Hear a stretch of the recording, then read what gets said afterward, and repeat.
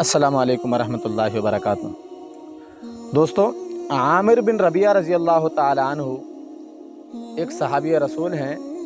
فرماتے ہیں کہ ایک مرتبہ حضور اقدس صلی اللہ علیہ وسلم ہمارے گھر پر تشریف لائے۔ اس وقت میں چھوٹا بچہ ہوا کرتا تھا اور میں کھیل کود کی غرض سے گھر سے باہر جانے لگا تھا، تو اسی وقت میری ماں نے مجھے آواز دے کر بلایا اور کہا ادھر آؤ، میں تجھے کچھ دوں گی۔ تو حضور اقدس صلی اللہ علیہ وسلم نے جب میری ماں کی اس آواز کو سنا تو فرمایا،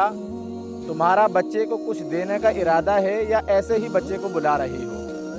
تو میری ماں نے کہا، نہیں نہیں حضور، میں اپنے بچے کو کھجور دوں گی۔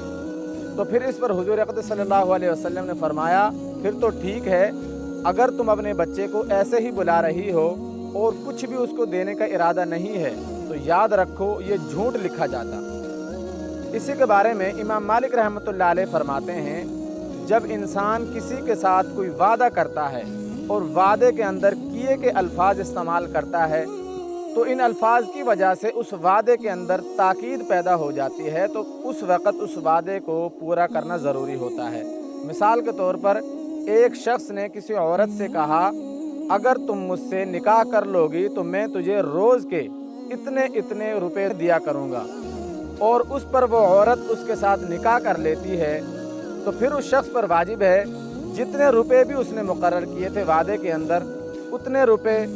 روز کے اعتبار سے اس عورت کو دینا اس پر ضروری ہے۔ اگر وہ ایسا نہیں کرے گا تو اس کے بارے میں اس سے باز پرس ہوگی، اس سے پوچھا جائے گا کہ تم نے جو وعدہ کیا تھا اس وعدے کے مطابق تم نے اپنے کام کو پورا نہیں کیا۔ تو میرے دوستو، بتلانے کا مقصد یہ ہے،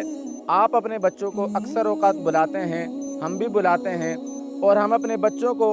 کسی چیز کا لالچ دیتے ہیں۔ ہم ان سے کہتے ہیں ادھر آؤ، میں تجھے پیسے دوں گا، میں تمہیں کوئی چیز دوں گا،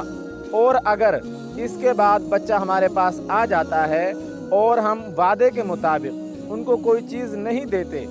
روپیہ پیسہ کا اگر ہم نے ان کو لالچ دیا ہے اور پھر وہ روپیہ پیسہ ہم ان کو نہیں دیتے، اگر کسی چیز کا ہم نے ان کو لالچ دیا ہے اور وہ چیز ہم ان کو نہیں دیتے، تو یاد رکھیں یہ چیز ہمارے نامۂ اعمال کے اندر جھوٹ لکھا جائے گا، جیسا کہ حضور اقدس صلی اللہ علیہ وسلم نے فرمایا۔ اللہ رب العزت ہمیں ان باتوں پر عمل